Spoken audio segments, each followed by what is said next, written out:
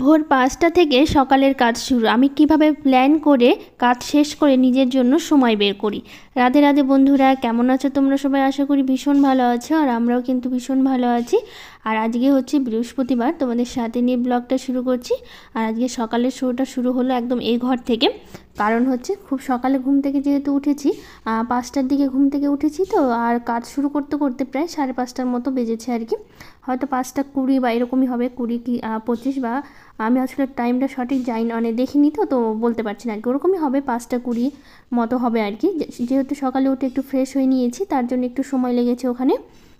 তারপরে শুরু হলো আমার সকালের যেগুলো কাজ থাকে, যেটা রোজ দিন কাজ থাকে আমার, রোজ দিনই করতে হয় যে কাজগুলো, যেগুলো না করলে একদমই মানে চলে না আর কি। তোমাদেরও সেই একই কাজ থাকে। সকালের অনেকের বাসি কাজ বলতে সেই বাসন মাজাও থেকে যায়।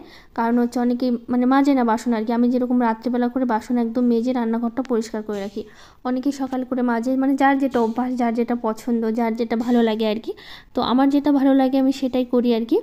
রাত্রেবেলা করে আমি সব করে রাখি। এতে কী হয় বলো তো, সকালবেলা অতটা চাপ থাকে না, আর কাজটা তাড়াতাড়ি হয়ে যায়। আর আমি বেশিরভাগ টাইমটা তো সকালে সব কাজগুলো সেরে নিই আর কি।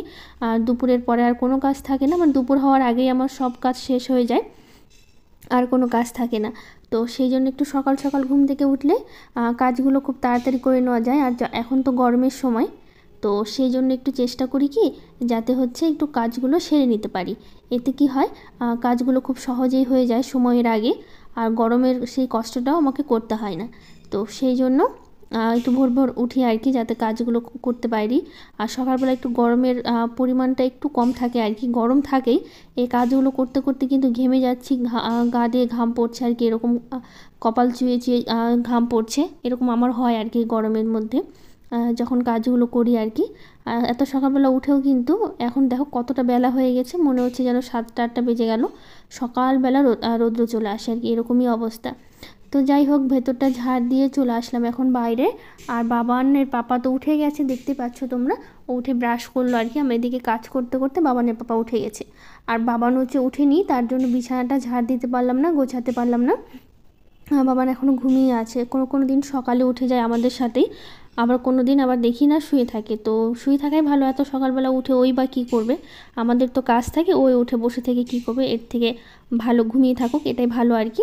আবার পড়াশুনো করতে হয়, তো শুতে শুতেও তো অনেক রাত হয়ে যায়, আর দিনের বেলাও শুতে পারে না বাবান, যেহেতু স্কুলে যায়।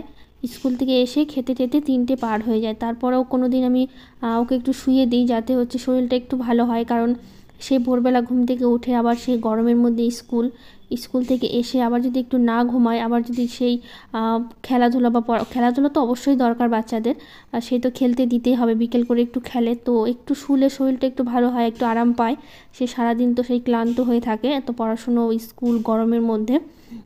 তো চেষ্টা করি মাঝে মাঝে কোনো দিন একটু শুয়ে দেওয়া, যখন স্কুল থেকে আসে তখন একটু 3টের পরে একটু শোয়, 1 ঘন্টার মতো ঘুমায়, তারপর তুলে দিই, তারপরে হচ্ছে একটু খেলাধুলো করে, তারপর সন্ধ্যা থেকে আবার সেই পড়াশুনো। তো সেই জন্য ভাবছি সকালবেলা করে ডাকি না, ও যতক্ষণ মানে শোয় আর কি। যতক্ষণ বলতে এই ধরো এখন আমরা 5টা, 6টা, 6:30, কোনো দিন 7টা এর মধ্যে উঠে যায়, আবার কোনো দিন 5টার সময় উঠে যায়, বেশি সময় নেয় না আর কি। তো এইদিকে কাজকর্ম শেষ প্রায় হয়ে গেল বাইরের। ওদিকে তুলসী মন্দিরটাও একটু ভালো করে মুছে নিলাম, আজকে বৃহস্পতিবার দেখে। আর মাঝে মধ্যে একটু মোছা হয়, আর ফুলগুলো তুলে নিয়েছি। আর আজকে তো বৃহস্পতিবার, আর তো বৃহস্পতিবার পুজো দিতে তো অনেকটা সময় লাগে, তো সেই জন্য আর একটু সকাল সকাল ঘুম থেকে ওঠা। আর এমনিতে তো উঠি সকাল সকাল। আর গাছে কিছুটা ঢ্যাঁড়স হয়েছে, একদিন পর পর এখন তুলছি ঢ্যাঁড়স, রোজ দিন তুললে না হয় না, দুটো একটা করে হয়, একদিন পর পর তুললে তবে এখন হয় কিছুটা আর কি। যখন প্রথম প্রথম লাগিয়েছিলাম খুব ঢ্যাঁড়স হতো, তখন তো মানে কী বলবো, নষ্ট হতো ঘরে থেকে থেকে, এত ঢ্যাঁড়স হতো। আর এখন তো যেহেতু অনেক দিন হলো গাছগুলো না, তো এখন বেশি হচ্ছে না, ওই কয়েকটা করে হচ্ছে, মানে মোটামুটি হয়ে যাচ্ছে, কোনো দিন সেদ্ধ, কোনো দিন ভাজা। তো এগুলো খেয়েই হয়ে যাচ্ছে আর কি। তো তোমাদের দেখাচ্ছি কতগুলো, তো এই দেখো ভালোই কয়েকটা হয়ে গেল আর কি। তো এগুলো দিয়ে আজকে খাওয়া যাবে আর কি। আর এখন যা জিনিসের দাম বা সবজির দাম বেড়েছে, তাতে সবজি কিনে খাওয়া খুবই মুশকিল। বাড়িতে যেগুলো আছে ওগুলো দিয়ে এখন একটু কাজ চালাতে হবে। মানে কিনে খাওয়ার মতো সবজি, মানে সবজির যা দাম, এতে মাছ মাংস বলো, ডিম বলো, এগুলো কিনে খাওয়াই অনেক ভালো। তো কিছুটা ডাঁটা তুলে নিলাম, আজকে ডাঁটা রান্না করব। তো অনেক দিন ধরে ডাঁটাগুলো তুলবো ভাবছি, তো আর তোলা হয়নি। তো যাই হোক, এদিকে স্নান করে তারপর একবার পুজোয় বসে গেছি। আর বৃহস্পতিবারে তোমাদেরও অনেকটা সময় লাগে জানি, আমারও অনেকটা সময় লাগে সেই পুজোর বাসন ধোয়া, ঘট বসানো, সব কিছু করতে, ঘরটার মোছা, রোজ দিনই তো মোছা হয়, কিন্তু বৃহস্পতিবার দিনটা একটু বেশি সময়ের মানে সাপেক্ষে দরকার আর কি, বেশিটা অনেকটা সময় লাগে। তো সেই জন্য ওইদিকে পুজোর কাজ সেরে চলে এসেছি একদম রান্নাঘরে, একবারে সবজি কেটে নিয়েছি। আর আজকে করব হচ্ছে মাছের ঝোল করব, আর হচ্ছে করব এই ডাঁটাগুলো তুললাম আর ঢ্যাঁড়স তুললাম, সেটা দিয়ে হচ্ছে ভাজা। আর মাছগুলো কিন্তু আজকে ভাজিনি, এটা হচ্ছে কালকে ভাজা হয়েছে। আমাদের তো ফ্রিজ নেই, আর কালকে তো বুধবার ছিল, আজকে যেহেতু বৃহস্পতিবার, তো কালকে হচ্ছে আমাদের এখানে তো হাট বসে, তোমরা তো জানোই আমাদের বাড়ির পাশে হাট বসে রবিবার আর বৃহস্পতিবার করে। তো কালকে বাবানের পাপা হাটে গিয়েছিলো, তো মাছ নিয়ে এসেছিলো, তো রাতে কিছু রান্না করে খাওয়া হয়েছে আর কিছুটা রেখে দিয়েছিলাম ভেজে, কড়াইতেই ছিল, তো সেটাই আজকে করছি। তো মাছের ঝোলটা হচ্ছে কচু দিয়ে করছি। তো কচু দিয়ে খেতে আমার অতটা পছন্দ নয়, কিন্তু বাবানের পাপার একটু ভালো লাগে, তো ওই বলল যে কচু দিয়ে করতে, তো সেই জন্য কচু দিয়ে করছি আর কি। আর এদিকে দেখো হলুদ সর্ষে নিয়ে এসেছিলো, অনেক দিনই হলো, তো আর ধুয়ে রোদে দেওয়া হয়নি। আমি এভাবেই করি, যখনই সর্ষে নিয়ে আসেন ওর মধ্যে তো একটু মাটি থাকেই, তো যখনই আমরা সবসময় রান্না করতে গেলে একটু ধুতে গেলে আবার একটু দেরি সময়ের দরকার, তার মধ্যে হচ্ছে আবার অনেকটা সর্ষে নষ্ট হয়, ধুতে ধুতে পড়ে যায়।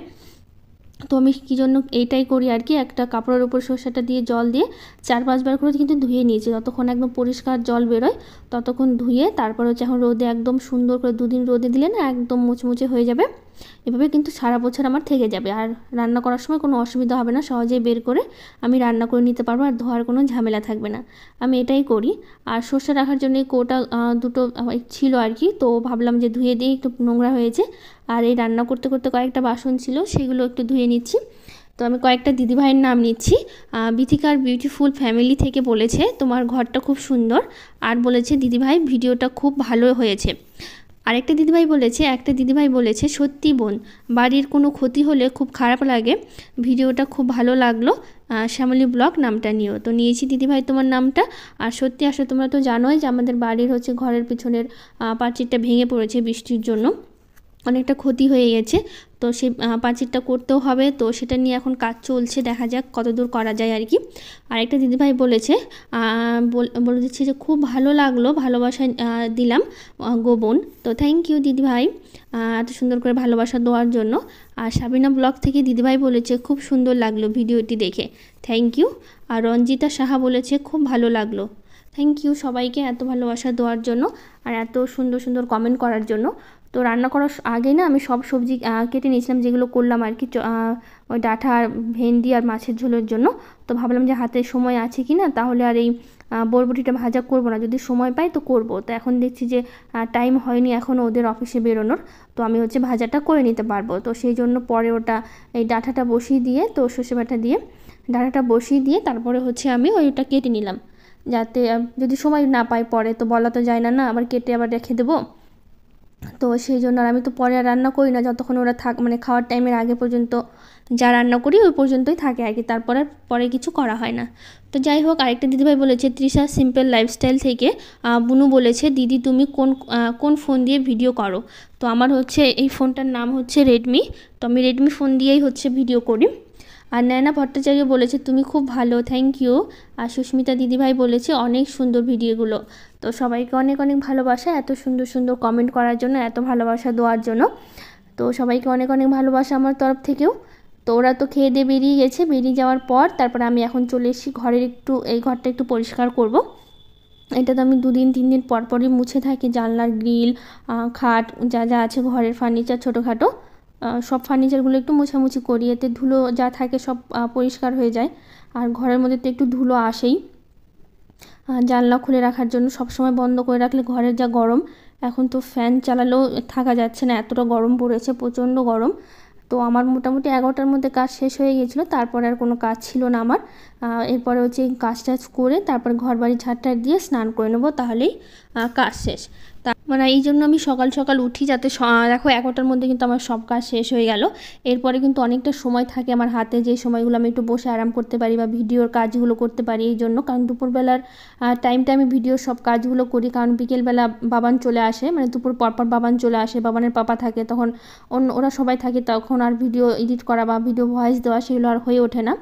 তো আমি সেই জন্য কী করি বলো তো, এই দুপুর টাইমে সবটা টাইম পাই আমি, তার জন্য সকাল সকাল উঠি যাতে ভিডিওর কাজগুলো আমি করতে পারি। তো এই দুপুর টাইমে কিন্তু ভিডিওর এডিট করা বলো, ভয়েস দেওয়া বলো, সবটা কিন্তু আমি এই টাইমেই করি। তো আরও কিছু দিদিভাই বলো বা বোন বলো, তারা কমেন্ট করেছে, আমি তো জানি না কে বড় ছোট হবে, তো সবাইকে দিদিভাই বা বোন বলছি।